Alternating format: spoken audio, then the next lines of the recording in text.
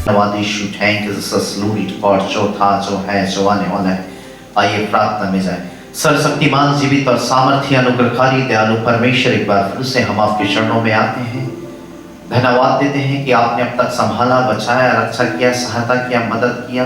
उस लाख के हृदय से धन्यवाद देते हैं। आपने हमारे आंखों से आंसू बहने, पैरों को ठोकर खाने, प्राण को मृत्यु से बचाया। उस लाख के हृदय से धन्यवाद देते हैं। अजय ये समय है कि हम आपके पवित्र वचनों में से पढ़ें, सुने, समझे, सीखें। सो अपने दास के होठों को छूले, वेदी के आग से शुद्ध कर, पवित्र कर, अपने रहस्यमय बातों को, गुण बातों के द्वारा, अपने प्रकाशनों के द्वारा आप अपनी प्रजा के लोगों से बोल और बातचीत कर।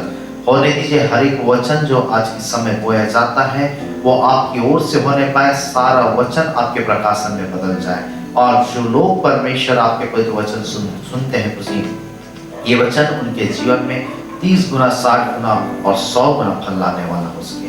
दया कर, तरस खा, अनुग्रह कर, सारी स्थिति को संभाल ले।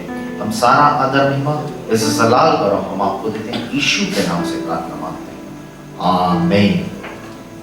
आइए हम परमेश्वर के वचनों में से देखेंगे और देखिए यूहन्ना रचित सुसमाचार उसके 11 अध्याय और उसके 1 पद से पढ़िए। वहां पे देखिए बाइबल क्या बताती है। हाँ, मरियम और उसकी बहन मार्था के गांव, मरियम और उसकी बहन मार्था के गांव बैतनिय्याह का लाजर नामक एक मनुष्य बीमार था। बैतनिय्याह का लाजर नाम एक मनुष्य बीमार था। यह वही मरियम थी जिसने प्रभु पर इत्र डालकर उसके पांवों को अपने बालों से पोंछा था। इसी का भाई लाजर बीमार था। अतः उसकी बहनों ने उसे कहला भेजा, हे प्रभु, देख जिससे तू प्रीति रखता है वह बीमार है। यह सुनकर यीशु ने कहा, यह बीमारी मृत्यु की नहीं, परंतु परमेश्वर की महिमा के लिए है, कि उसके द्वारा परमेश्वर के पुत्र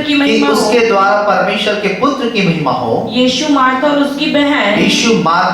उसकी बहन और लाजर से प्रेम रखता था। Hallelujah, hallelujah, hallelujah. हालेलुया। मेरे को यहाँ पे जब हम यूहन्ना से सुसमाचार उसके 11 अध्याय उसके 1 पद से 5 पद में जब हम पढ़ते हैं तो बाइबल इस प्रकार से बताती कि मरियम और उसकी बहन मार्था के गांव बैतनिय्याह का लाजर नाम का एक मनुष्य था और उसके विषय में लिखा हुआ है कि वह बीमार था।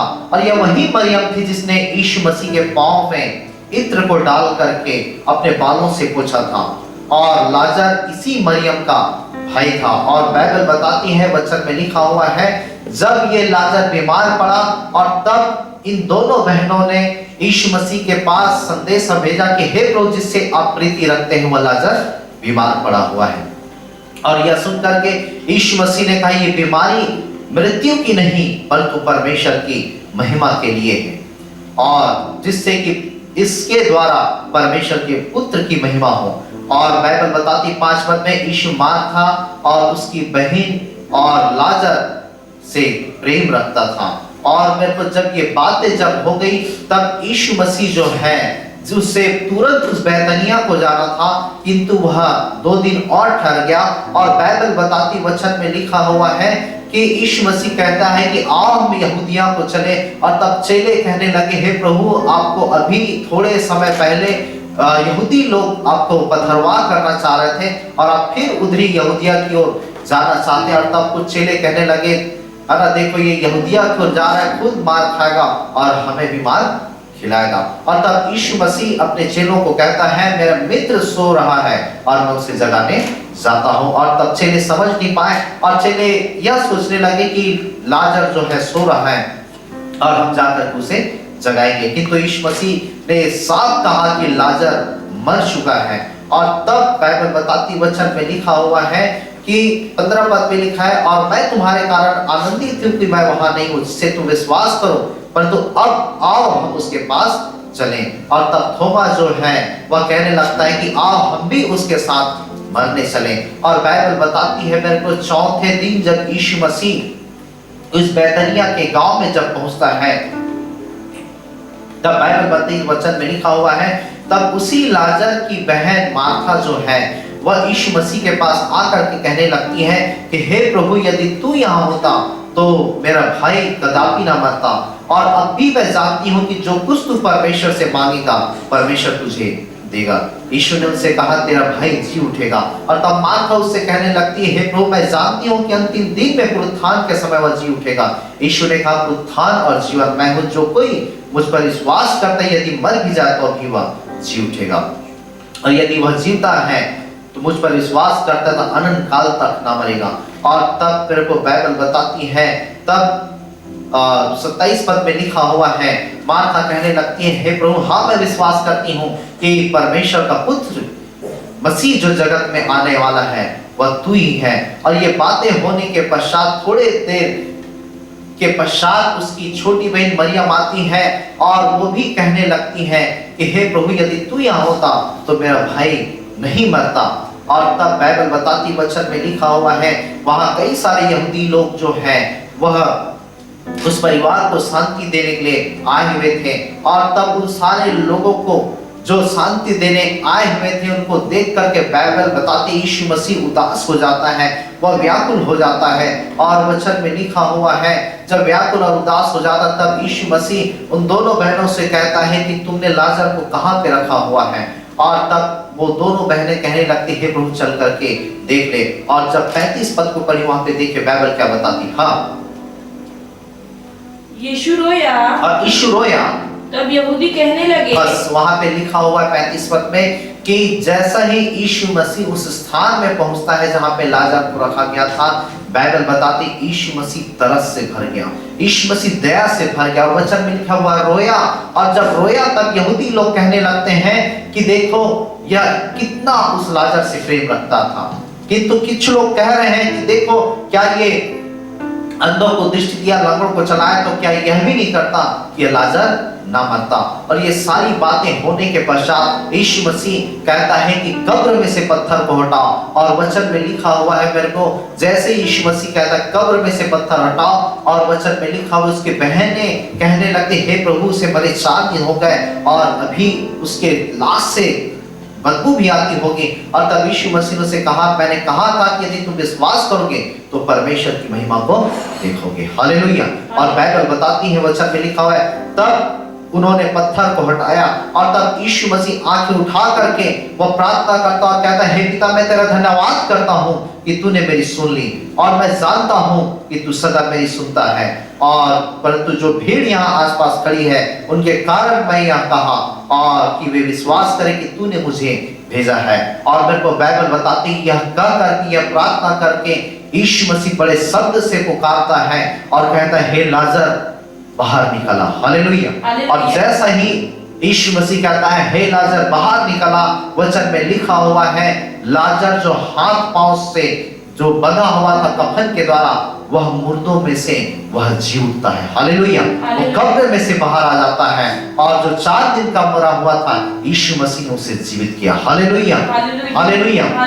मेरे को हमें जानना है कि आज आप और मैं जिस परमेश्वर की उपासना करते हैं वो असंभव को संभव करने वाला परमेश्वर, वो अद्भुत करने वाला परमेश्वर, वो आश्चर्य काम करने वाला परमेश्वर है। उसके लिए कोई भी काम असंभव नहीं। हालेलुया।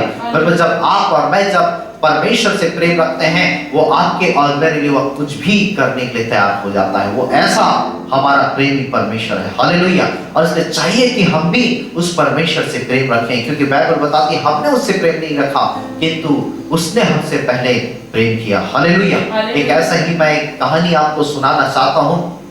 एक ऐसा ही डॉक्टर मार्क करके एक डॉक्टर थे जो विशेष करके कैंसर पेशेंट को वह देखा करते थे और जिसकी फीस जो है वह देखने की लाखों में होती थी। और जब मेडिकल के लोग जब रिसर्च किए तब उनको पता चला कि एक डॉक्टर मार्क है और जो कैंसर का स्पेशलिस्ट है। और तब उस मेडिकल के लोगों ने एक सेमिनार रखा और डॉक्टर मार्क को बुलाना चाहा कि वो उस सेमिनार में आए और जिससे कि उस सेमिनार में उसको पुरस्कार दिया जा सके, उसे मेडल दिया जा सके, उसका सम्मान किया जा सके। और इस सेमिनार के आमंत्रण को प्राप्त करके ये डॉक्टर मार्क जो है अपने पर्सनल फ्लाइट से, पर्सनल हवाई जहाज से वह उस एरिया, उस जगह की ओर जाने के लिए वह तैयार हो गया। और वह जब चला गया अचानक 2 घंटे के बाद उसके फ्लाइट में कुछ तकनीकी प्रॉब्लम आया। और जब तकनीकी प्रॉब्लम आया तब उसे अनजान स्टेशन में जो हवाई अड्डा था वहां उसे अपने फ्लाइट को लैंडिंग करना पड़ा, और वहां जब लैंडिंग किया और तब वह देखता है कि कोई और दूसरा फ्लाइट मिल जाए और जिससे कि वह उसे पकड़ करके वो उस जगह में पहुंच सके।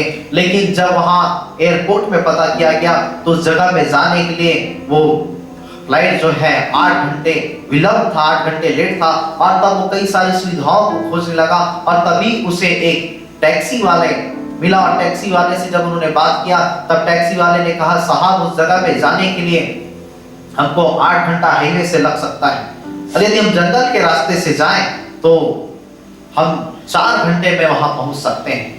और जब इस प्रकार की जब बातें हुई तब डॉक्टर मार्क कहते हैं ठीक है हमें जल्दी जाना है, और हम जंगल के रास्ते से हम जाते हैं, और तब उस जंगल के रास्ते से अपना यात्रा आरंभ किए, अपना जीपीएस ऑन किए, और लगभग 2 घंटे के यात्रा के बाद अचानक से ऐसा हुआ कि मौसम खराब हुआ, पानी गिरने लगा, और उसका जीपीएस जो है वह काम नहीं कर रहा था, और तब वो जीपीएस बंद होने के कारण वह जंगल में इधर उधर भटकने लगे, और जब भटकने लगे और तब उन्होंने सोचा कि हम यहाँ जंगल में भटक रहे हैं, उससे अच्छा हमें वापस जाना चाहिए। और जब वापस जंगल में ही जब वो लौट रहे थे, और तभी डॉक्टर मार्क टैक्सी ड्राइवर से कहता है कि मैं सुबह से कुछ खाया नहीं हूँ, और देखना कहीं आसपास में कुछ घर मिल जाए या कोई झोपड़ी ओपड़ी मिल जाए तो वहां रोक लेना, और वहां हम कुछ खा लेंगे।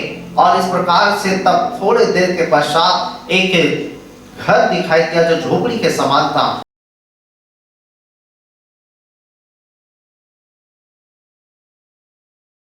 पति पत्नी एक दंपत्ति जो है उस घर के दरवाजे को खोलते हैं, और तब वो उनको कहते हैं कि आप अंदर आ जाइए क्योंकि बाहर बहुत पानी गिर रहा है। और जो वो अंदर आते हैं, और अंदर आने के पश्चात वो बैठते हैं, उस परिवार के लोगों ने उनसे चाय पिलाया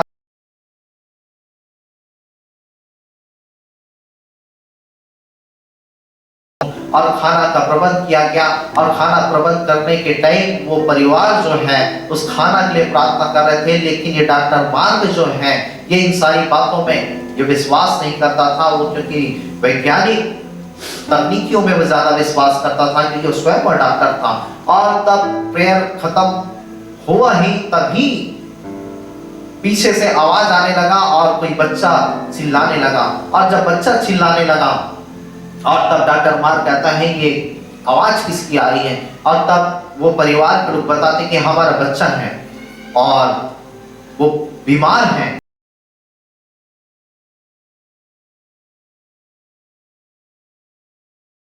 उन्होंने कहा कि यह ठीक नहीं हो सकता, इसको ठीक करने के लिए डॉक्टर मार्क के पास ले जाना पड़ेगा क्योंकि वही इसे ठीक कर सकता है। और हमें पता चला कि डॉक्टर मार्क का जो फीस जो है वह लाखों में, लेकिन हमारे पास पैसा नहीं है कि उतने पैसे को हम खर्च करके अपने बच्चों को उस डॉक्टर के पास ले जा सके। और तब डॉक्टर मार्क जो है इन सारी बातों को सुनकर उस दंपत्ति से कहने लगा कि तुम्हारा प्रार्थना जो है वो साधारण प्रार्थना नहीं है, तुम्हारा परमेश्वर साधारण नहीं कि तो सर्वशक्तिमान परमेश्वर है।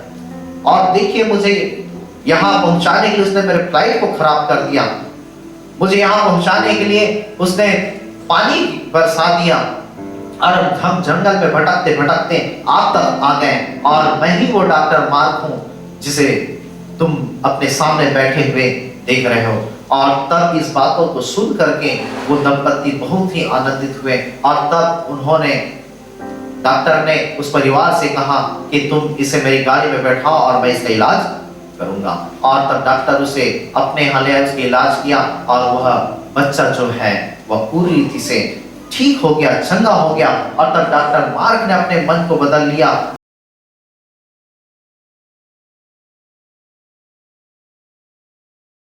अपने जो हुनर के द्वारा, अपने डॉक्टरी के द्वारा मैं लोगों की सहायता और मदद करूंगा। Hallelujah, hallelujah. मेरे को हम देख रहे हैं किस प्रकार से हमारा परमेश्वर वो अद्भुत कामों को करता है।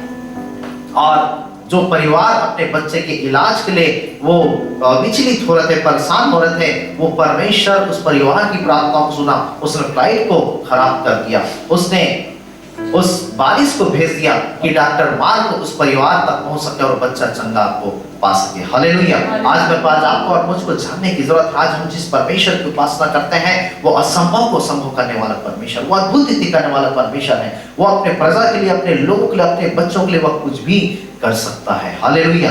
और मेरे को ऐसी एक और गवाही है, एक ऐसा ही एक पास्टर था और जिसका चर्च भवन का नाम था सर्वशक्तिमान परमेश्वर।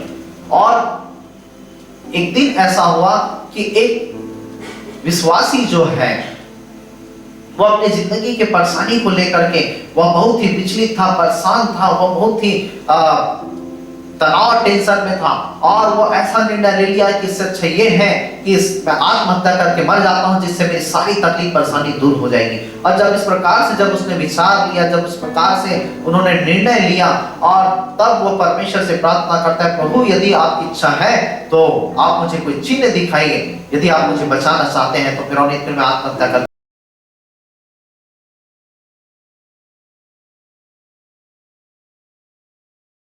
तभी वही दूसरी वो जो प्रभु का दास जो पास्टर वह अपने चर्च में था, शनिवार का दिन था और वह सटने के लिए वह कुछ तैयारियों को, कुछ कामों को कर रहा था और तभी अपनी पत्नी को वह फोन लगाता है। और जब पत्नी को फोन लगाता है, 3 बार फोन लगाता है, लेकिन वह फोन वह रिसीव नहीं करती, उठाती नहीं। और तब वह सोचता है मैं थोड़ा देर और काम कर लेता हूँ और काम करके मैं फिर और फोन लगाऊंगा। और तब थोड़ी देर के पश्चात वह फिर से फोन लगाता है, उसकी पत्नी से बात होती है और उसकी पत्नी से कहने लगता है कि क्या बात है, मैं 3 बार तुमको फोन लगाया लेकिन तुमने मेरे फोन का जवाब नहीं दिया, उठाया नहीं। और तब वह कहता है ठीक है, मैं अभी रात हो रहा है, मैं घर आता हूँ।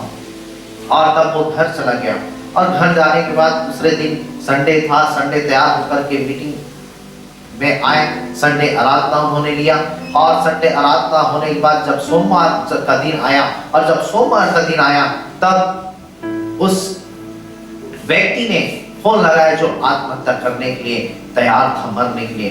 और तब फोन लगाया और तब वह पास्टर को सारी बातें बताता है कि पास्टर साहब शनिवार को मैं ऐसा तनाव और टेंशन में था, मैं मरने वाला था, लेकिन जब परमेश्वर से मैंने प्रार्थना किया और परमेश्वर ने से कहा कि प्रभु आप मुझे कोई चिन्ह दिखाइए, और तभी रात के समय आपका फोन आया और जिसमें लिखा था सर्वशक्तिमान परमेश्वर। और जैसे ही मैंने उस फोन को मैंने देखा, वहां पे सर्वशक्तिमान परमेश्वर लिखा था और मैंने आत्महत्या करने के विचारों को मैंने बदल दिया। हालेलुया। मेरे को आज हमें समझना है हमारा परमेश्वर सर्वशक्तिमान परमेश्वर है, उसके लिए कोई भी काम आसान नहीं। और 4 दिन के मुर्दों को यीशु मसीह ने जिंदा किया। मेरे को यीशु मसीह के जीवन को हम देखते हैं 35 पद में कि यीशु मसीह रोया, वो तरस से भरा है। आज आपको और मुझको जानने की जरूरत है, आज जिस परमेश्वर की आज आप और उपासना करते हैं, मेरे को तरस से भरा परमेश्वर है, वो दया से भरा परमेश्वर है, वो अनुग्रह से भरा परमेश्वर। बाइबल बताती है वो दया का खानी है, प्रेम का सोता है और मेरे को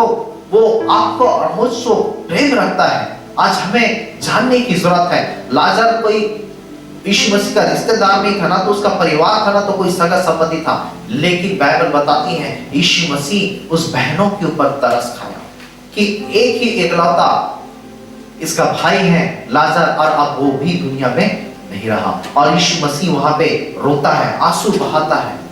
अब यीशु मसीह का कोई करीबी नहीं था जिसके लिए यीशु मसीह मर जाने के कारण वहां क्या उसके लिए रोता, किंतु बाइबल बताती यीशु मसीह वह रोने लगा, आंसू बहाने लगा। जब आप सुसमाचार के 7 अध्याय में जब आप पढ़ेंगे, मेरे को बाइबल बताती वचन में लिखा हुआ है एक दिन यीशु मसीह और उसके चेले बहुत बड़ी भीड़ जब नाइन नाम के नगर में जब होकर के गुजर रहे थे, और तभी लिखा हुआ है कि नगर के फाटक के पास उन्होंने कुछ लोगों को देखा जो लाश को, डेड बॉडी को उठा करके कब्रिस्तान लेकर के जा रहे थे। और जब कब्रिस्तान लेकर के जा रहे थे और तभी यीशु मसीह ने देखा और उस डेड बॉडी ले जाने वालों को, लाश ले जाने वालों को रुकवाता है और रुकवा करके तब देखता है, क्या देखता है कि डेड बॉडी जो है वह क्या एक जवान की है और उसकी मां विधवा है। और बाइबल बताती वचन में लिखा हुआ है कि यीशु मसीह ने उस विधवा के ऊपर तरस खाया कि एक ही इकलौता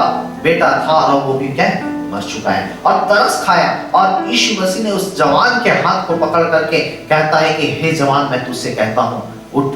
और बाइबल बताती है तुरंत वो जवान उठ बैठा और तब उसे उसके माँ के हाथ में सौंप दिया गया। हालेलुया। मेरे को आज आप हम देख रहे हैं किस प्रकार से यीशु मसीह जिसकी आज मैं उपासना करते हैं, वो तरस से भरा परमेश्वर, वो दया से भरा परमेश्वर, और आज वही चाहता है कि आज हम भी जैसा यीशु मसीह दया और तरस से भरा है, हमारा भी जीवन दया और तरस से भरा हो। हालेलुया। तरस अर्थात कृपा जो है, जो गलतियों की पुस्तक 5 अध्याय उसके 19 पद में जब आप पढ़ेंगे, ये तरस अर्थात कृपा जो है, ये परमेश्वर का पवित्र आत्मा का 9 वरदानों में से एक वरदान है, जिसकी विषय में वहां पे पढ़ते हैं, प्रेम, आनंद, मेल, धीरज, कृपा, भलाई, विश्वास, नम्रता, संयम। कृपा अर्थात तरस। आज मेरे को हमें जानने की जरूरत है यीशु मसीह किस प्रकार से संसार में था। वह भीड़ के ऊपर तरस खाता, वह बीमारों के ऊपर तरस खाता और बीमारों को चंगा करता। बाइबल बताती वचन में लिखा हुआ है, वो लोगों पे तरस खाता, उनको कपड़े पहनाता, लोगों पे तरस खाता, वो भोजन खिलाता, वो लोगों को के ऊपर दया करता, तरस खाता, उनको दुष्ट आत्माओं से छुटकारा देता, वो लोगों पे तरस खाता, उनके लिए प्रार्थनाएं करता। आज वही परमेश्वर आज हमसे भी चाहता है कि आज आप और मैं हम भी दया से भर जाए, हम भी तरस से भर जाए, हम भी अनुग्रह से भर जाए। जब हम बाइबल में जब हम देखते हैं मत्ती सुसमाचार उसके 15 के 32 पद में वहां पे लिखा हुआ है मेरे को कि एक दिन यीशु मसीह जो है अपने चेलों को बुला करके वहां कहता है कि मुझे इस भीड़ पर तरस आता है, क्योंकि ये 3 दिन से मेरे साथ हैं और तुम इनके लिए कुछ खाने का प्रबंध करो। और तब बाइबल बताती है, वचन में लिखा, चेले लोग कहने लगते, हे प्रभु इतनी बड़ी भीड़ है, हम कहां से इतनी बड़ी भीड़ के लिए हम भोजन का प्रबंध करने पाएंगे, ऐसा करो कि आप इसको वापस भेजो। लेकिन यीशु मसीह कहता है नहीं, तुम इनके लिए भोजन का प्रबंध करो। और तब यीशु मसीह पूछता तुम्हारे पास क्या है? तब चेले कहते, हे प्रभु 7 रोटी और थोड़ी सी मछली। और तब यीशु मसीह कहता है उसे मेरे हाथ में दो। यीशु मसीह प्रार्थना करता है और चेलों को कहता है कि सारे लोगों को लाइन से बैठा दो, और उसे बांटा जाता है। और जब बांटा जाता है मेरे को उस 7 रोटी थोड़ी सी मछली के द्वारा 4000 लोग खा करके तृप्त हो जाते हैं। हालेलुया। 4000 लोग थोड़ी सी मछली के द्वारा। देखिए वो भीड़ पे तरस खा रहे हैं, मुझे अच्छा नहीं लग रहा है, इनका वापस ज्यादा अच्छा नहीं, मुझे इस भीड़ पे तरस आता है, ये 3 दिन से मेरे साथ है। मेरे को वहां पे यीशु मसीह तरस से भरा हुआ है। और उसी मत्ती सुसमाचार के 14 अध्याय के 13 और 14 पद में पढ़ेंगे, वहां पे बाइबल बताती है जब लोगों को पता चला यीशु मसीह फलाने जगह में है, और तब बहुत बड़ी भीड़ यीशु मसीह के पास आ गई। और तब यीशु मसीह ने देखा कि किस प्रकार से ये मेरे लिए भूखे और प्यासे हैं, और इतनी भीड़ मेरे लिए ये लोग इकट्ठी हो गई हैं। और बाइबल बताते हैं यीशु मसीह भीड़ को देखकर तरस खाता है। हालेलुया। देखो बाइबल में एक से अधिक बार आपको मिलेगा यीशु मसीह के स्वभाव के विषय में। वह आत्मा के 9 फलों से भरा हुआ था, वह तरस से भरा हुआ था। और बाइबल बताती है यीशु मसीह ने मुझे इस भीड़ पे तरस आता है, और तब भीड़ में तरस खा करके उसकी बीमारों को चंगा किया। और तब यीशु मसीह कहता अपने चेलों को कि इनके लिए भोजन का प्रबंध करो। और बाइबल बताते हैं यीशु मसीह से चेले कहते प्रभु इनको भेज दो, क्योंकि वो क्या है मार में जाकर ले लेंगे। लेकिन यीशु मसीह कहता नहीं, तुम ही इनके लिए भोजन का प्रबंध करो। हालेलुया। तुम ही इनके लिए भोजन का प्रबंध करो। और बाइबल बताती है वचन में लिखा हुआ है कि तब चेले जो है 5 रोटी और 2 मछली रखे तो उनको यीशु मसीह के हाथ में देते हैं, और यीशु मसीह उसे हाथों में लेता है और प्रार्थना करता है। और जब प्रार्थना करता है तब यीशु मसीह चेलों को कहता है कि सारे भीड़ को लाइन से बैठाओ, और उस 5 रोटी 2 मछली को तोड़ करके यीशु मसीह चेलों को देता है, और चेले उसे बांटते जाते हैं। और बाइबल बताती 5000 स्त्री पुरुष खा करके तृप्त हो जाते हैं, और 12 टोकरियां और बच जाती है। हालेलुया। आज आपको मुझको जानना है हमारा परमेश्वर तरस से भरा है, दया से भरा है, वो कृपा से भरा है, वो अनुग्रह से भरा है। और आज वही चाहते, वही तरस की आत्मा को आज आप और मैं भी अपने जीवन में, आज हमें भी तरस खाने की जरूरत है, और संसार के लोगों के ऊपर आज हमें भी तरस खाने की जरूरत है, उन नाश होने वाले लोगों के ऊपर। आज मेरे पास आप और मैं प्रभु को जान गए, लेकिन न जाने कितने लोग आज प्रभु को नहीं जाने। इसलिए आज प्रभु को नहीं जानने के कारण वो बीमारियों में जीवन व्यतीत कर रहे हैं, और न जाने कितने लोग बीमारी में मर जाते हैं। आज कई ऐसे लोग जो प्रभु को नहीं जानने के कारण नशाओं में जीवन व्यतीत कर रहे हैं। आज कई ऐसे लोग जो हैं वो आज के व्यभिचार में जीवन व्यतीत कर रहे हैं, गंदे कामों में जीवन व्यतीत कर रहे हैं। आज कई लोग पापों में जीवन व्यतीत कर रहे हैं। मेरे को आज आपको और मुझको चाहिए कि हम उसे प्रभु के विषय में बताएं, हम उसके ऊपर तरस खाएं। हालेलुया। वो पापों में जीवन व्यतीत, वो नहीं जानती वो क्या कर रहे हैं। इसलिए बाइबल बताती है, वचन में लिखा हुआ है कि सकेत फाटक से प्रवेश करो, कि सकरा है वह फाटक, और सकेत हुआ मार्ग जो जीवन को पहुंचाता है, और थोड़े लोग उसे पाते हैं। लेकिन चौड़ा है वह फाटक, चाकाल है वह मार्ग जो विनाश को पहुंचाता है। बहुत तेरे लोग उसमें प्रवेश करते हैं। आज मेरे को बहुत तेरे लोग आज बुराइयों में, गंदगियों में जीवन व्यतीत कर। आज यदि किसी मनुष्य को कहो कि अच्छा काम करो तो बुराई कामों को करते हैं। आज लोगों को अच्छाई से कहीं अधिक बुराई पसंद है। आज लोगों को ज्योति से कहीं अधिक अंधकार पसंद है। आज लोगों को सत्य से कहीं अधिक असत्य पसंद है। आज लोगों को, मेरे को आज आशीषों में जीवन व्यतीत करने से अच्छा वो क्या श्रापों में जीवन व्यतीत करना पसंद करते हैं। कारण क्योंकि आज वो प्रभु को नहीं जानते। और आज मेरे को हमें चाहिए कि हम उन तक पहुंचे, उनको प्रभु के विषय में बताएं, उनको प्रभु के पास लाएं, उनके जीवनों के तरस खाएं। क्योंकि आज बाइबल बताती है कि चौड़ा है वह फाटक, चाकाल है वह मार्ग, विनाश को जाते जो बहुते हैं जो उसमें प्रवेश करते। आज हमें उन पे तरस खाने की जरूरत है। एक ऐसे ही प्रभु का दास बिली ग्राहम, मेरे प्यो, वह एक दिन प्रचार के लिए गया। और जब प्रचार के लिए गया और तब दो सेवक उनके साथ में थे, और दो सेवक जब उनके साथ में थे तब वो दोनों सेवक कहने लगे कि पास्टर साहब, आप प्रार्थना करते हैं तो क्यों कई सारी आत्माएं प्रभु पे विश्वास करती और अपना जीवन प्रभु को देती, लेकिन हम तो आपके जैसा प्रार्थना करते हैं, वरन आपसे ज्यादा प्रार्थना करते हैं, लेकिन क्यों हमारे मीटिंगों में ये चीजें देखने को नहीं मिलती। और तब बिली ग्राहम जो है अपने दोनों सेवकों से कहने लगा कि सामने खिड़की उसे खोलो और जाकर के देखो तुम्हें क्या दिखाई देता है। और दोनों सेवक जाते हैं और उस खिड़की को खोलते हैं। और जब खिड़की को खोलते हैं और तब देखते हैं, क्या देखते हैं, बिली ग्राहम पूछता है तुम्हें क्या दिखाई देता है। तब वो बताते हैं कि पास्टर साहब, हमें बहुत बड़े बड़े बिजली के खंभे दिखाई दे रहे हैं, हमें बसें चलती दिखाई दे, हमें पुल दिखाई दे रही हैं, हमें कई सारे पेड़ दिखाई दे रहे हैं, बड़ी बड़ी बिल्डिंगें दिखाई दे रही हैं। और तब इन सारी बातों को सुन करके बिली ग्राहम जो बैठा था वो रोते रोते उस सेवकों के पास पहुंचता है, उस खिड़की के पास। और तब उन दोनों सेवकों से कहता है कि तुम्हें बिल्डिंगें दिखाई दे रही हैं, तुम्हें बिजली के खंभे दिखाई दे रहे हैं, तुम्हें पेड़ दिखाई दे रहे हैं, तुम्हें मोटर कार दिखाई दे रहे हैं, तुम्हें सड़कें दिखाई दे रही हैं, तुम्हें पुल दिखाई दे रही हैं, लेकिन मुझे संसार में कई सारी आत्माएं नरक में जाते हुए दिखाई दे रही हैं। असली मैं उस बोझ के साथ प्रचार करता हूँ और वो आत्माएं अपना जीवन प्रभु यीशु मसीह को देती हैं। हालेलुया। आज आपको और मुझको बोझ रखने की जरूरत है। आज कई सारी आत्माएं वो नरक के रास्ते में जा रही हैं।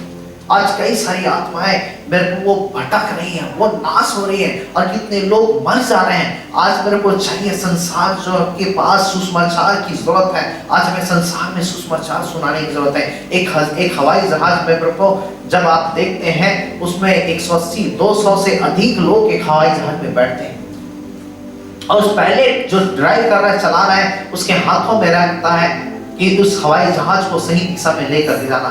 यदि वो सिग्नल को सही तरीके से ना समझ सके और सही तरीके से ना जान सके, और यदि गलत सिग्नल को वह प्राप्त करे, तो वह हवाई जहाज वह क्रैश हो सकता है, वह कहीं गिर सकता है, और 180-200 लोगों से अधिक लोगों की जान जा सकती है। आज मेरे को हमें भी जानने की जरूरत है। आज संसार का भविष्य जो है आज हमारे हाथों में। आज कई सारे लोगों की आत्माओं का भविष्य जो आज हमारे हाथों में है। आज हम लोगों को नाश होने न दें, आज हम लोगों को बर्बाद होने न दें। हम उनको प्रभु के विषय में बताएं, हम उनके प्रभु के पास ले आए। कोई बीमार है उन्हें प्रभु के विषय में बताएं, प्रभु के भवन ले आए, और जैसे कि प्रभु उस पर दया करे, तरस करे, और वह चंगाई को पा जाए। हालेलुया। आज हमारे अंदर वो बोझ होने की जरूरत। आज कई सारी आत्माएं जो नरक के रास्ते में जा रही है। आज मेरे को हम हो सकता है अच्छे से हम खा रहे हैं, लेकिन न जाने कई ऐसे लोग हैं जिनके पास खाने के लिए एक गाने के लिए तरस रहे हैं। आज हो सकता है मेरे को आज हम अच्छे से पहन रहे, लेकिन कई ऐसे लोग पास है जिनको पास पहनने के लिए कपड़े नहीं। आज हो सकता है मेरे को आज हम अच्छे से जीवन व्यतीत करें, लेकिन आज कई ऐसे लोग हैं जिनके पास अच्छा जीवन नहीं। आज हमें समझते हैं, आज मेरे को हम अच्छे से मेरे को रह रहे हैं, लेकिन कई ऐसे के लोग हैं जिनके पास खुद का घर नहीं, वो फुटपाथों में जीवन व्यतीत कर रहे हैं, वो तरह तरह की तकलीफ परेशानियों में जीवन व्यतीत कर रहे हैं। आज हमें उनको तक पूछने की जरूरत, उनके ऊपर तरस खाने की जरूरत है। इसलिए हमें जाना है परमेश्वर का राज्य खाना पीना नहीं। बाइबल बताती है, रोमियो की पुस्तक 14 अध्याय उसके 17-18 पद में बाइबल बताती है परमेश्वर का राज्य खाना पीना नहीं, किंतु धर्म मेल मिलाप और वह आनंद है जो परमेश्वर के सुसमाचार से होता है, उसके पवित्र आत्मा से होता है। और बाइबल बताती है जो कोई ऐसी सेवा करता है उसे परमेश्वर भाता है। हालेलुया। आज हमें समझना है परमेश्वर ने हमें जीवन दिया है, इसलिए नहीं दिया है कि हम अच्छे से खाएं, अच्छे से पिए, अच्छे से पहने, अच्छे से सोने, भोग विलास में जीवन व्यतीत करें। अच्छे से खाना तो जानवर भी खाते हैं, लेकिन क्या होता है जानवर भी खाते हैं, हम पड़े रहते हैं। आज जानवर की तरह यदि हम भी जीवन व्यतीत करें, खाते रहेंगे, आप धूप धाम से और भोग विलास अपने जीवन व्यतीत करते रहेंगे और एक दिन जानवर मर जाते हैं, आज आपकी और मेरी आत्मा भी इसी प्रकार से नाश हो जाएगी। हमें समझने की जरूरत, हमारा जीवन जानवर की तरह ना हो। हम समझें कि हमारा जीवन कीमती है, अनमोल है, हमारा एक एक घंटा कीमती है, एक एक मिनट कीमती है, एक एक सेकंड कीमती है। हम उस इस्तेमाल में रहे लोगों की भलाई के लिए, हम उस इस्तेमाल में रहे लोगों के उद्धार के लिए, हम उस इस्तेमाल में रहे लोगों की चंगाई के लिए। आज आपको और मुझको समझने की जरूरत है। और इसलिए मसीह जीवन ये नहीं मेरे को कि खुद ही जिए और खुद ही प्रार्थना करें, खुद ही चर्चा, खुद ही संगति करते रहें, किंतु मसीह जीवन वो है जो दूसरों के लिए जीना ही मसीह जीवन है। हालेलुया। यीशु मसीह हम क्यों बोलते हैं, यीशु उसका नाम था, लेकिन यीशु के अच्छे कामों के कारण उसके नाम के आगे मसीह जुड़ा गया। उसके अच्छे कामों के कारण, उसके भलाई के कामों के कारण, उसके उत्तम सुत्तम कामों के कारण, उसके उपकारों के कारण ही यीशु मसीह के नाम के आगे मसीह जुड़ा गया। मसीहा अर्थात अभिषिक्त जो है, आज परमेश्वर चाहता है कि जो काम यीशु मसीह ने इस पृथ्वी पे रह करके किया, आज मेरे को, आज आप और मैं भी करें। आज आपकी और मेरी सांसें गिनती क्या है, हम यूं ही बर्बाद न करें। एक बार जो टाइम आपने व्यतीत कर दिया उसे दोबारा प्राप्त नहीं कर सकते मेरे तो। इसलिए गंभीर हो जाइए अपने जीवन के प्रति, सचेत हो जाइए और परमेश्वर के लिए हर एक समय को उसकी महिमा के इस्तेमाल में लाइए।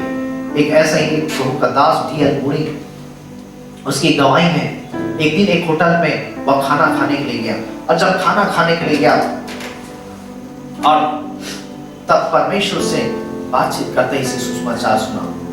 और तब D.L. मूडी कहता है, प्रभु मैं अभी सुसमाचार नहीं सुनाऊंगा, मैं बाद में आऊंगा तब उस वेटर को सुसमाचार सुनाऊंगा। और वह खा करके चला जाता है। रात में डिनर के लिए जब जाता है, परमेश्वर फिर कहता है उस वेटर के समय, इस वेटर को सुसमाचार सुना। तब वो D.L. मूडी कहता है, प्रभु मैं बहुत थका हुआ हूँ, मीटिंग मैंने लिया है, बहुत थका हूँ प्रभु, मैं सुबह तो कल नाश्ते के लिए आऊंगा, कल मैं जरूर सुसमाचार सुनाऊंगा। और इस प्रकार से उस होटल में वह खाना खाया और फिर अपने रूम में जाकर के वह सो गया। सुबह उठता है और उस होटल में ब्रेकफास्ट के लिए, नाश्ते के लिए जाता है। जब नाश्ते के लिए जब जाता है, नाश्ता करता है, उस टाइम वहां पे नाश्ता देने वाला कोई दूसरा वेटर था।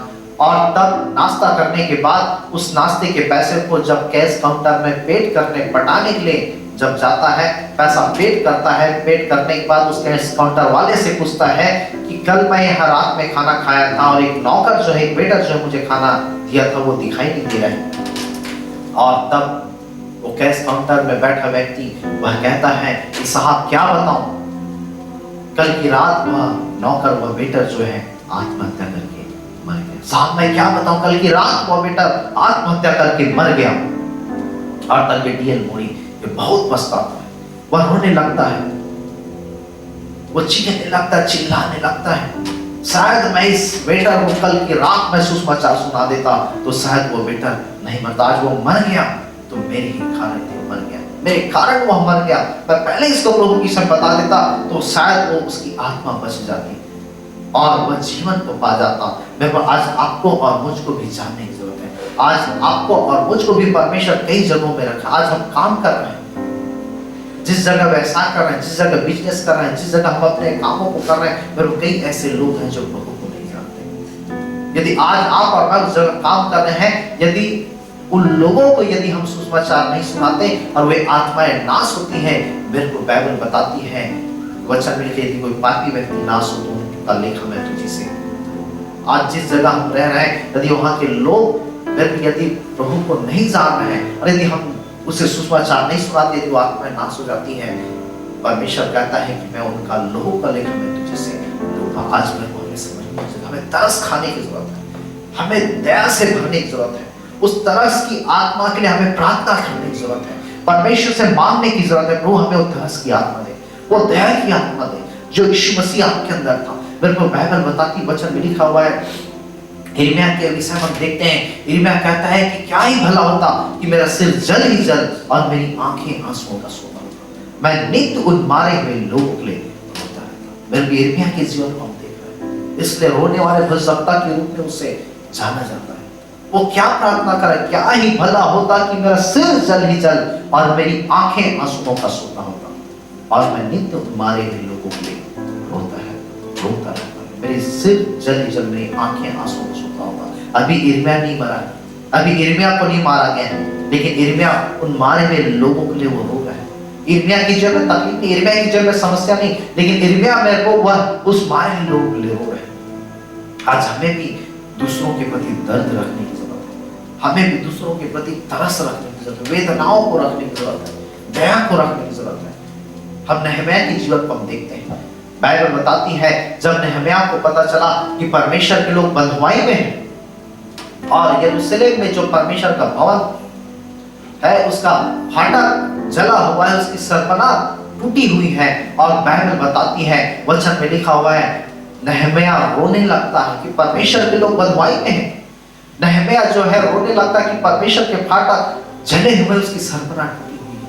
वो विलाप करता है, वो उपवास करता है, प्रार्थना करता है और जाकर के वह परमेश्वर के भवन की सरपनाह को बनाता है, उस जले फाटक को सुधारता है। मेरे को आज नहम्याह के जीवन को हम देख रहे हैं, नहम्याह के घर के फाटक नहीं जले, नहम्याह के सर पर घर की सरपनाह नहीं टूटी हुई है, नहम्याह बंधुआई में नहीं है, दूसरे लोग बंधुआई में हैं, परमेश्वर के लोग बंधुआई में हैं और उनके लिए वो विलाप कर रहा है, स्वर्ग के परमेश्वर से प्रार्थना कर रहा है, दुहाई दे रहा है कि प्रभु आपके लोग बंधुआई में आपको नहीं चुका, प्रभु आपके भवन का फाटक जला हुआ है, प्रभु आपके भवन की सरपनाह टूटी हुई है।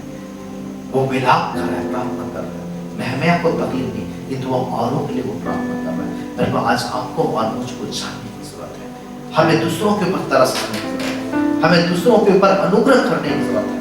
उन दीन दुखी, लाचार, गरीब, विधवा, कंगालों के ऊपर, उस निसहाय लोगों के ऊपर, उस प्रभु को नहीं जानने वालों के ऊपर आज हमें तरस खाने की जरूरत है, उनके लिए प्रार्थना करने की जरूरत है, उनके लिए परमेश्वर से विनती करने की जरूरत है, उनके लिए दुहाई देने की जरूरत है। कोई ऐसे लोग जो गरीब है, लाचार, हमें उसकी मदद करने की जरूरत है, क्योंकि बाइबल बताती है, वचन लिखा नीति वचन की पुस्तक में, कि जो कंगालों पे दया करता है वो यहोवा को उद्धार देता है, जो कंगालों पे दया करता है वो यहोवा को उद्धार देता है, जो दरिद्र लाचारों से, कंगालों से मुंह फेर लेता है, परमेश्वर से भी मुंह फेर लेता है।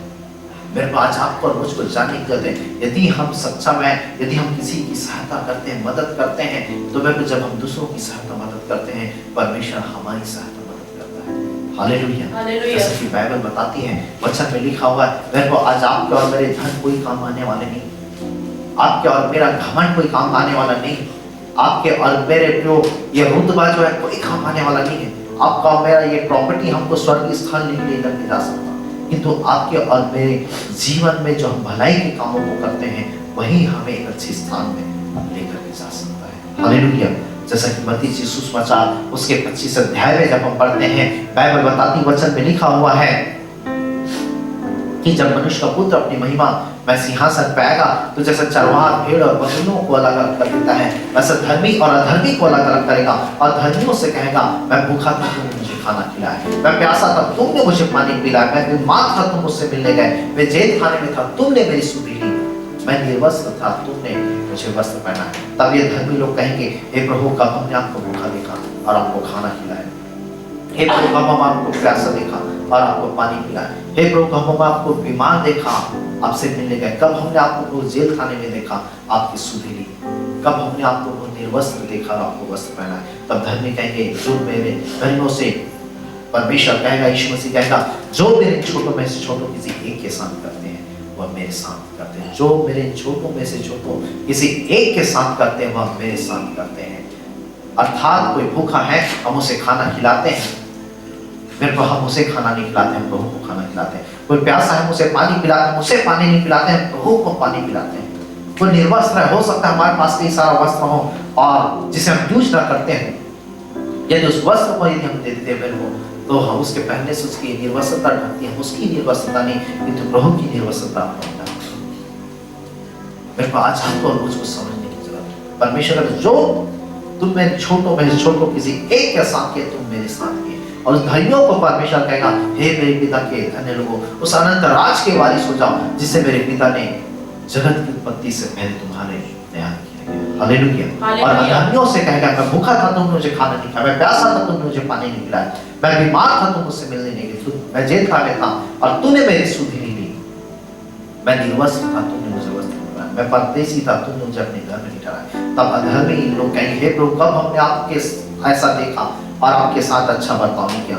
तब यीशु मसीह उनसे कहेगा, तुम मेरे इन छोटों में से एक के साथ नहीं करते तो तुम मेरे साथ नहीं करते। और बाइबल बताती है ऐसे अधर्मियों को कहेगा, इन्हें अनंत आग में डाल दो जो शैतान और शैतान के दूतों के लिए तैयार किया। हालेलुया। आज हमें समझने की जरूरत है, हमारे अंदर तरस की आत्मा होनी चाहिए।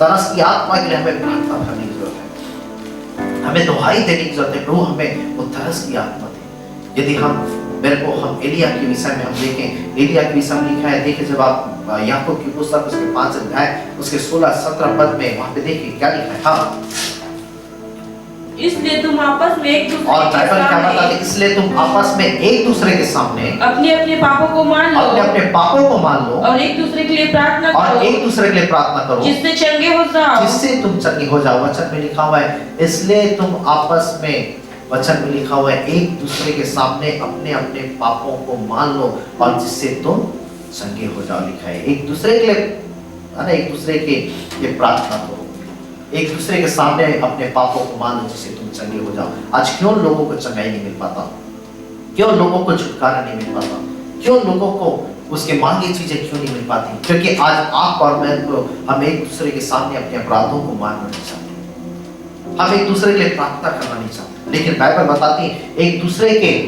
सामने अपने अपराधों को मानो। आज हम मन नहीं फिराना चाहते, आज हम पश्चाताप करना नहीं चाहते, हम पापों को लेकर के चलते, पापों को लेकर के जीवन व्यतीत करते, पापों को लेकर के हम ऐसी अवस्था में हम चर्च आ जाते हैं। हम अपने हृदय को, कठोर हृदय को तोड़ना नहीं चाहते, हम अपने मन को बदलना नहीं चाहते और हम उसी अवस्था में परमेश्वर के भवन आते हैं। लेकिन बाइबल बताती है आपस में एक दूसरे के सामने अपने अपराधों को मान लो। बाइबल बताती है यदि तुम्हारे पाप चाहे लाख के क्यों ना हो, यीशु मसीह कहता है उसे यीशु मसीह कहता है यदि तुम अपने पापों को मान लो तो मैं तुम्हारे पापों को क्षमा करने में और सारे अधर्मों से शुद्ध करने में विश्वास योग्य धर्मी परमेश्वर हूं। हालेलुया।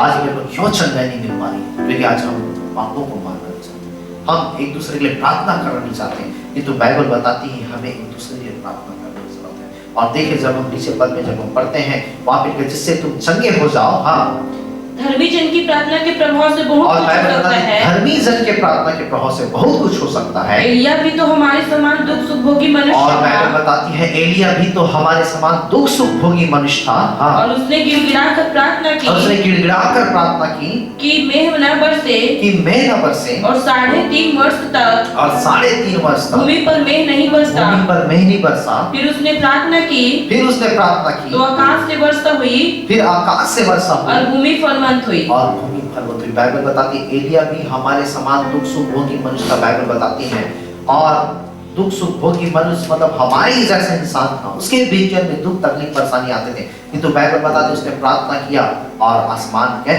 बंद हो गया। और बाइबल बताती है फिर उसने प्रार्थना किया और आसमान खुल गया और बारिश होने लगी। हालेलुया। वो गिड़गिड़ा करके प्रार्थना करने लगा, दुहाई देने, गिड़गिड़ा के मतलब ऐसा ही नहीं बोल दिया प्रभु ऐसा हो जाए, ऐसा नहीं, गिड़गिड़ा करके प्रार्थना किया। आज मेरे को, आज आप और मैं, आज हम किस चीज के लिए गिड़गिड़ाते हैं? आज हम किस चीज के लिए प्रार्थना करते हैं? यही कि प्रभु हमें चंगाई दे दे, चंगाई दे दे, चंगाई दे दे। हम गिड़गिड़ाते रहते, रोते रहते हैं। कोई मोबाइल दे दे प्रभु, मोबाइल दे दे, मोबाइल के लिए गिड़गिड़ाते रहते हैं। कोई गाड़ी दे दे प्रभु करके गिड़गिड़ाते हैं। कोई मकान दे दे प्रभु करके गिड़गिड़ाते हैं। कोई पैसा दे दे प्रभु करके गिड़गिड़ाते हैं। कोई संसार के और अन्य वस्तुओं के लिए आज गिड़गिड़ाते हैं। लेकिन बाइबल बताती है एलिया गिड़गिड़ा रहा है, लोगों के लिए प्रार्थना कर रहा है। और जब हम बाइबल में हम देखते हैं वो 7 बार प्रार्थना की।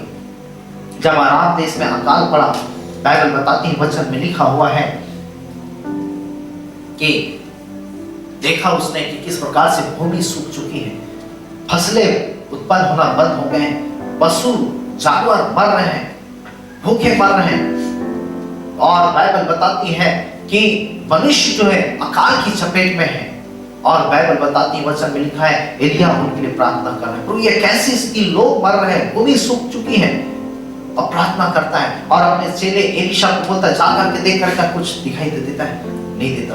एलिया जब बोलता है, एलीशा देखने जाता है, एक बार जाता है, बोलता है कुछ दिखाई नहीं देता, दो बार जाता है, नहीं दिखाई, तीसरी बार प्रार्थना करते जा देख कर क्या, कुछ दिखाई नहीं देता, चौथी बार, पांचवी बार, छठी बार एलीशा कहता है कि मुझे कुछ दिखाई नहीं देता, और तब सातवीं बार जब फिर एलिया प्रार्थना करता है और तब वह आकर के बताता है कि मुझे आसमान में एक बादल सा उठते हुए एक हाथ जो है दिखाई दे रहा है, और तब एलिया समझ जाता है कि परमेश्वर बहुत बड़ी बारिश को भेजने वाला। मेरे को एक बार उसने प्रार्थना नहीं किया, उसने ये नहीं कहा प्रभु आप बारिश नहीं भेज रहा, मैं प्रार्थना नहीं करता, आपको गिराना होगा गिरा देना, नहीं फिर आप मत भेजना बारिश।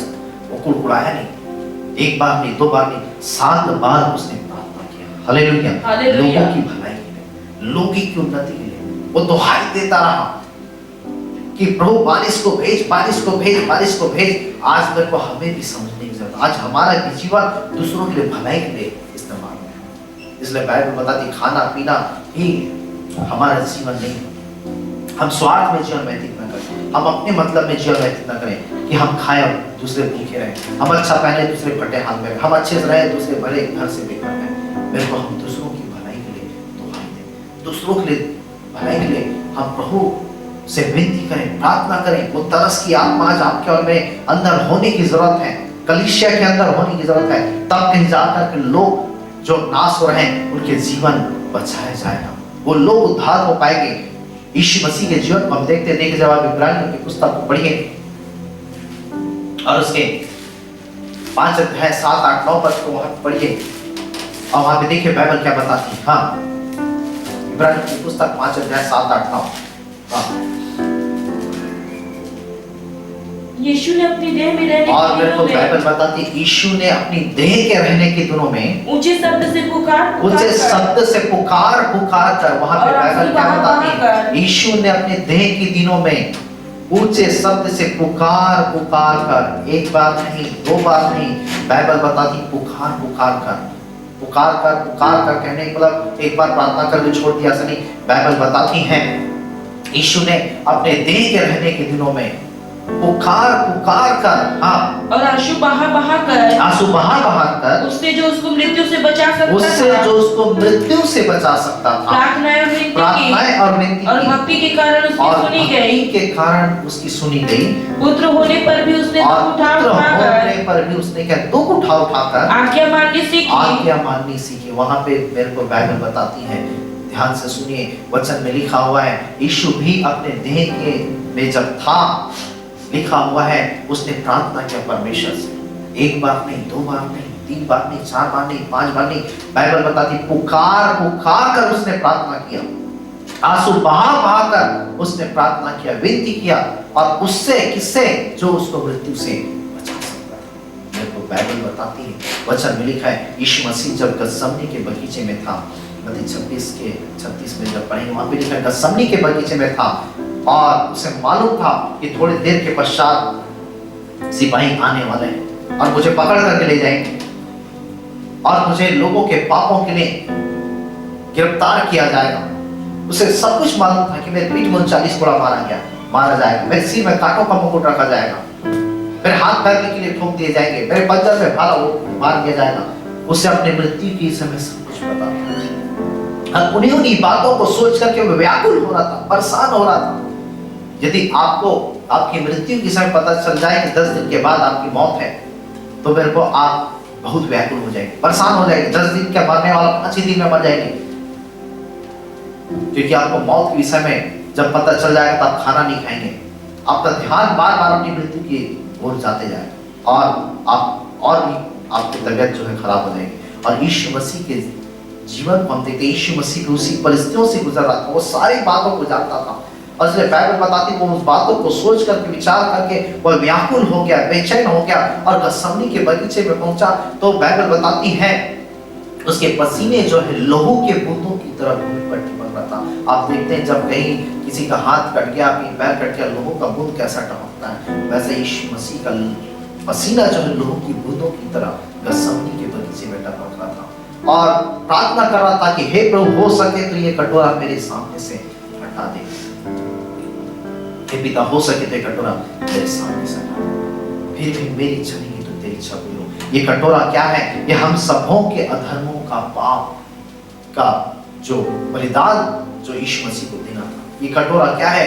हम सबों के गुनाहों को जो हमें सहना था, यीशु मसीह को सहना पड़ रहा था। जो सारा दंड जो हमें लेना था, वो सारे दंड यीशु मसीह के ऊपर लाद दिया गया था। बाइबल बताती है, वचन में लिखा हुआ है, हम सबों के अधर्मों के बोझ को यहोवा परमेश्वर ने उसी के ऊपर लाद दिया। ये वही कटोरा था जो यीशु मसीह जो सारे संसार के पापों को, गुनाहों को अपने ऊपर लेकर के वो बलिदान होने पर था। और इसलिए बाइबल बताती है, वचन में लिखा हुआ है, वह उसी कटोरे के विषय में वो प्रार्थना कर रहा था कि हे पिता हो सके तो कटोरा मेरे सामने से हटा दे। इसलिए हम वहां पे पढ़ रहे हैं कि उसने पुकार पुकार कर, आंसू बहा बहा कर उसने आपके और मेरे लिए प्रार्थना किया और कह रहे हैं पिता हो सके तो ये कटोरा मेरे सामने से हटा दे। आज मेरे को हमें जानने की जरूरत है, यीशु मसीह ने हमारे लिए पूरी कीमत को चुकाया है। और बाइबल बताती, सिपाहियों ने उसे पकड़ करके ले गया, उसके महायाजक के पास ले गए, पिलातुस के पास ले गए, सारे लोगों ने उसे निर्दोष ठहराया। और हम बाइबल में जब हम देखते हैं, वचन में लिखा हुआ है कि उसके हाथों में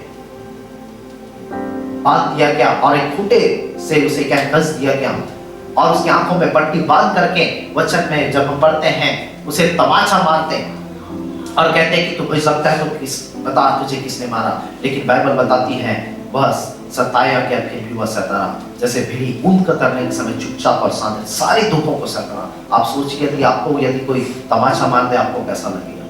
बाइबल बताती है उसके पीठ में 40 कोड़ा मारा गया और उसे कहा जाता तू भय सकता तो भविष्यवाणी कर कि तुझे किसने मारा।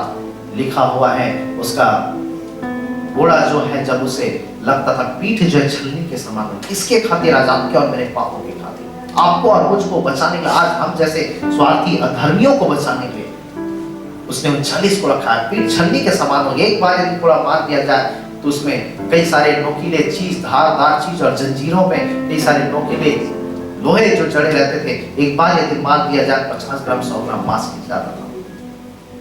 और उसने हमारे लिए सब, आज मेरे हमें जानने की जरूरत है, आज हमें उसके बलिदान की समय समझने की जरूरत है। उसने हमारे खातिर कई आत्माओं को साथ, उसके दाढ़ी को नोचा जाता, उसे थप्पड़ लगाया जाता।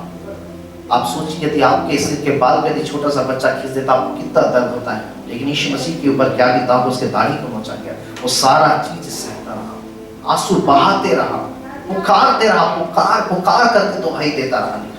और उसको पुकारता था परमेश्वर को जो उसको मृत्यु से बचा सकता है। और मेरे को बाइबल बताती है उसके हाथों में कीड़े ठोक दिए, उसके पैरों में कीड़े ठोक दिए गए, उसके सिर में कांटों का मुकुट रख दिया गया।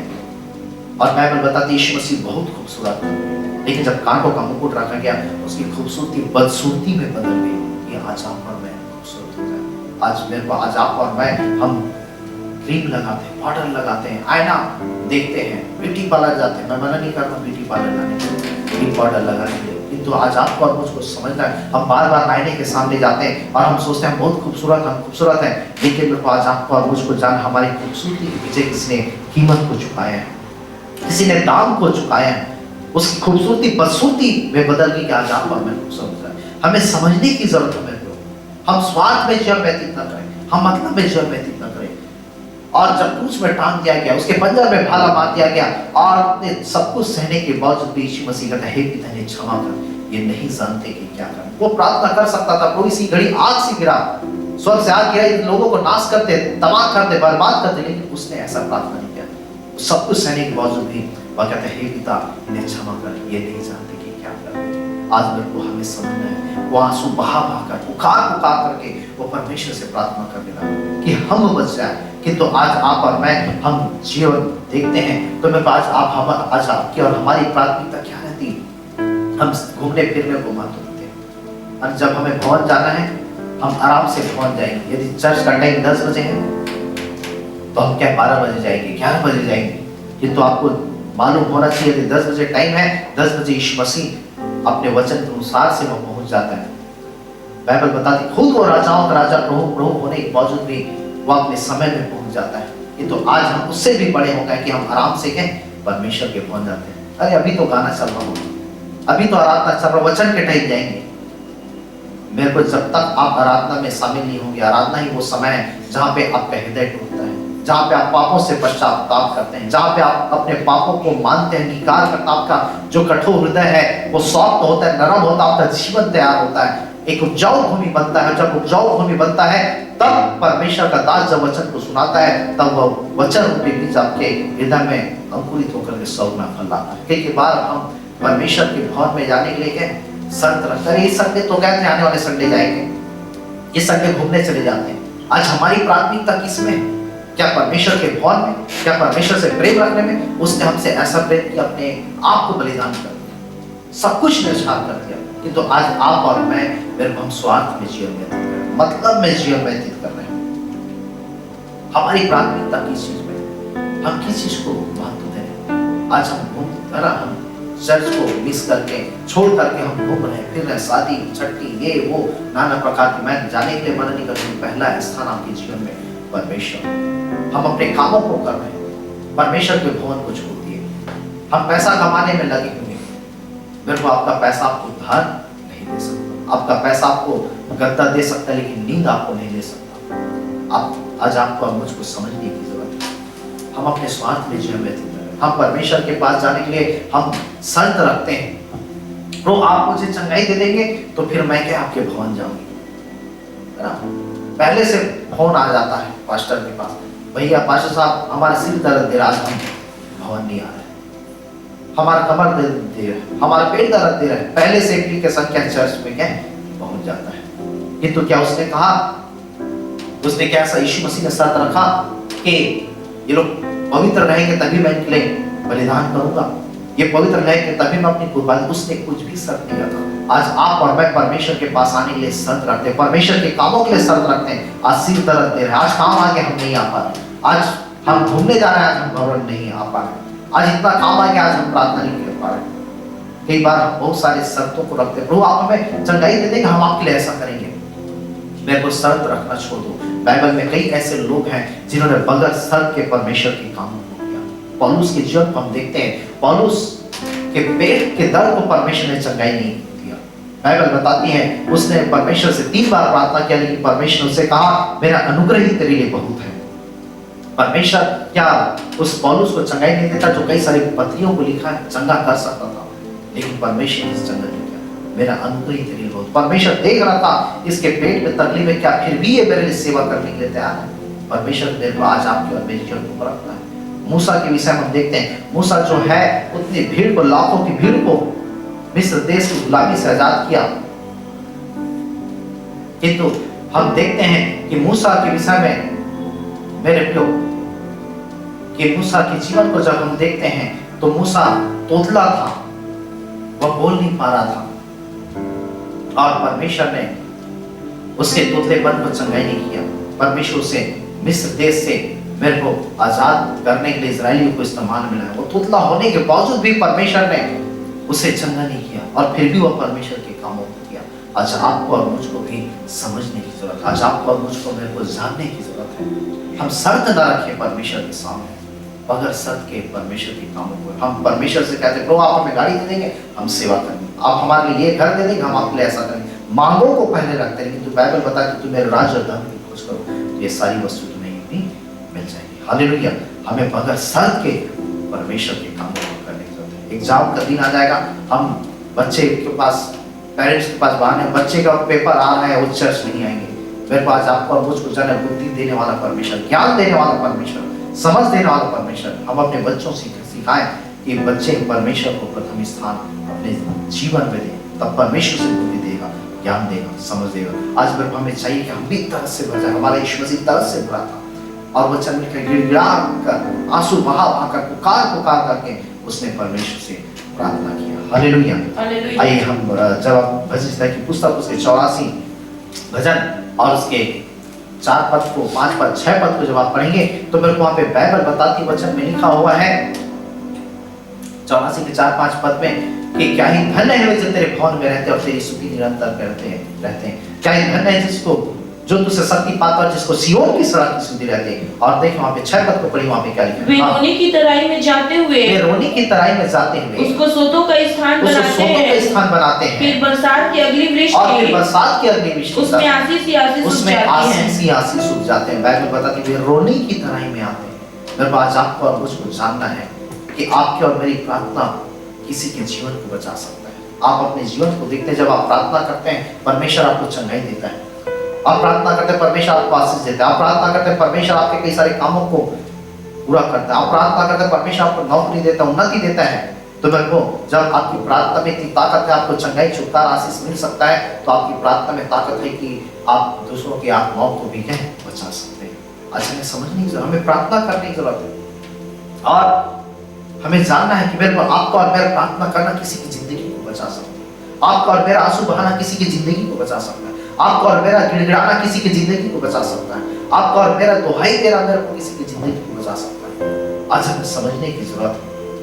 और बाइबल बताती है वे रोने की तराई में आते हैं और बरसात की अगली वृष्टि तक आशीष ही आशीष हो जाते हैं। मेरे को आज आपको और मुझको समझना है, यदि आप और मैं, यदि हम रोते हैं मेरे को और दुहाई देते हैं मेरे को, हम रो रहे हैं, बाइबल बताती है परमेश्वर उस आंसुओं को संभाल करके रखता है। वो परमेश्वर अपने लोगों के आंसुओं को भी संभाल के रखता है। और हम रोते जा रहे हैं, प्रार्थना करते जा रहे हैं, हो सकता है वो आंसू बढ़ते जाए, किसी जगह में परमेश्वर से रखे, और फिर भी हम रुक नहीं रहे, फिर भी रो रहे हैं। ना सुनने वाले लोगों पे तरस खा रहे हैं, और वो आंसू बढ़ते मेरे को हो सकता है वो आंसू किसी बड़े पात्र में घड़े में परमेश्वर, और हम रो रहे हैं। हो सकता है उस आंसू को परमेश्वर किसी ड्रम में रखे, ड्रम के बाद वो भी बढ़ जाए, कुएं में रखे।